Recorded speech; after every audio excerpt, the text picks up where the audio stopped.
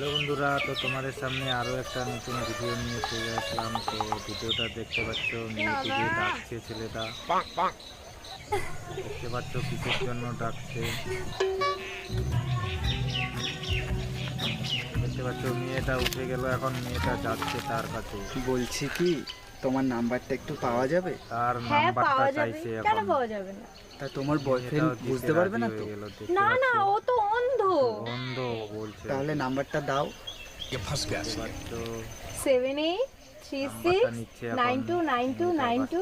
আচ্ছা ঠিক আছে, তাহলে পরে ফোন করো। আচ্ছা, আসছি।